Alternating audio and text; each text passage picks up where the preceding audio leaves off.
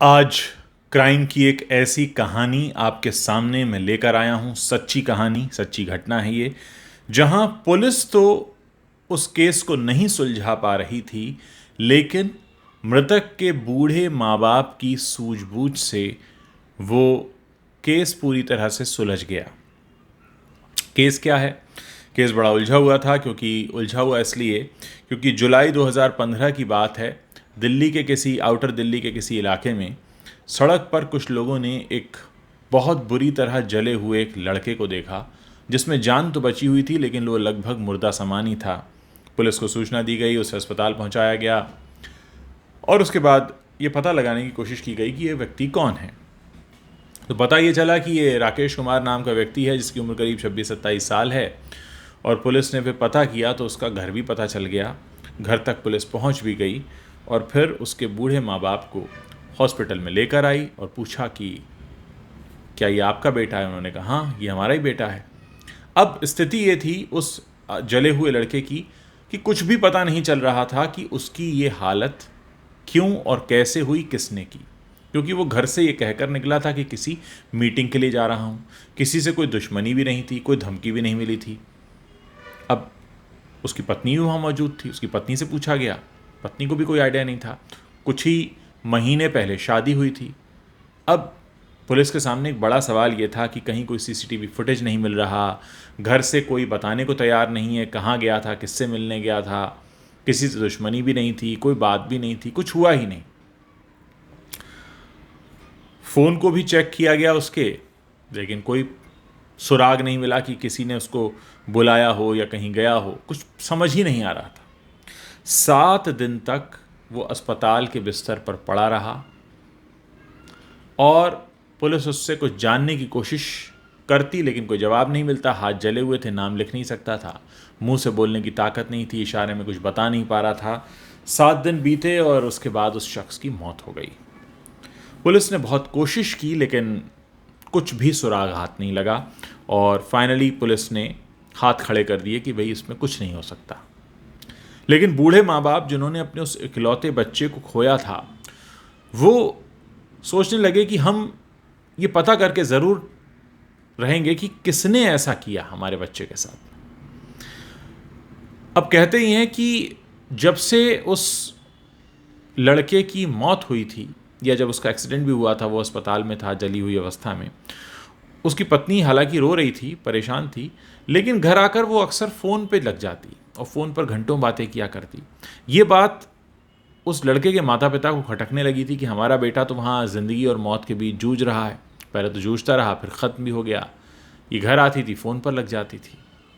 उनको ये लगने लगा कि हो ना हो इस फ़ोन में ही छिपा है उनके बेटे के जाने का राज। और आप सोचिए कि उन बूढ़े माँ बाप ने एक दिन क्या कहा अपनी बहू को बुलाकर कि बेटी, ये हमें हमारे बेटे ने फ़ोन दिया था, स्मार्टफ़ोन है, हमें तो इसकी कोई ज़रूरत नहीं, इसकी बैटरी भी जल्दी चली जाती है, हमें तो वही सादा वाला फ़ोन दे दो जो तुम इस्तेमाल करती हो, तुम इसे रख लो। बहू ने कोई ध्यान नहीं दिया। उसने कहा ठीक है। उसने अपना सिम चेंज किया, उस स्मार्टफ़ोन में डाला और उनको अपना सादा वाला फ़ोन दे दिया कि इसकी बैटरी चलती रहेगी, आपको इससे फ़ोन पर बात करनी होती है। उन्होंने कहा, लेकिन असल में ये एक चाल थी और ये चाल उन बूढ़े माँ बाप की सच साबित हो गई। कैसे?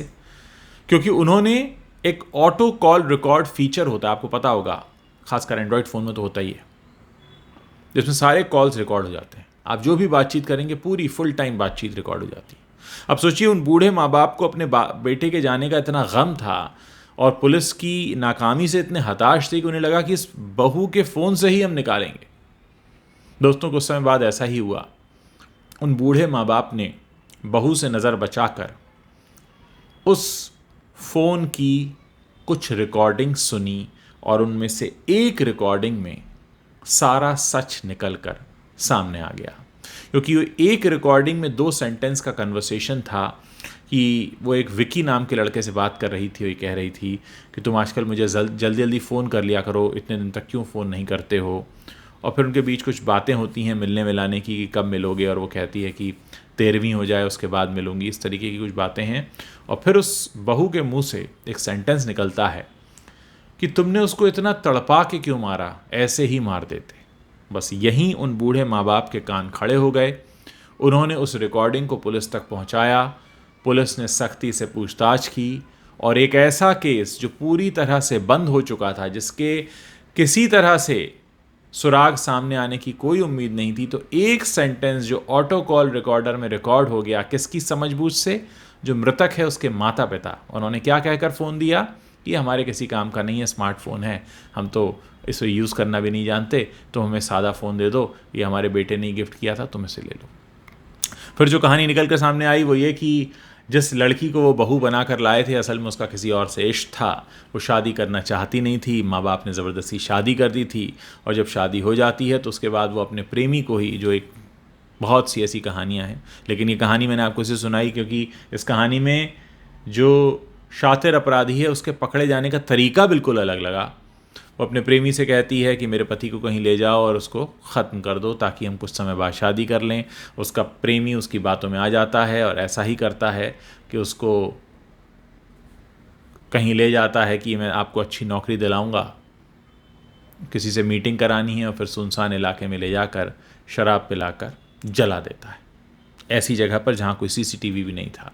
यानी अगर वो बूढ़े माँ बाप का दिमाग नहीं चलता, वो फ़ोन बदली नहीं करते, वो फ़ोन में ऑटो कॉल रिकॉर्डर ऑन नहीं करते, वो बात रिकॉर्ड नहीं होती, तो इस केस का कभी भी पुलिस नहीं पहुँच पाती, क्योंकि पुलिस ने तो हाथ खड़े कर दिए थे। तो ये होता है, कोई भी अपराधी क्यों ना हो, वो अपना कोई ना कोई सबूत हमेशा छोड़कर जाता है। ऐसी कहानियाँ आपको सुनाने का एक ही मकसद होता है मेरा, ताकि हम इस दुनिया में अपराध को ख़त्म कर सकें, लोगों को बता सकें कि अपराध करने वाला हमेशा सबूत छोड़कर जाता है और एक न एक दिन पकड़ा जाता है। अब मामला ये है कि विकी और सपना, जो उसकी पत्नी थी, जेल में है, और जाहिर है बाहर आने का कोई सवाल नहीं, क्योंकि खुद उन्होंने अपने कॉन्वर्सेशन में कबूल किया है कि उन्होंने ऐसा किया है।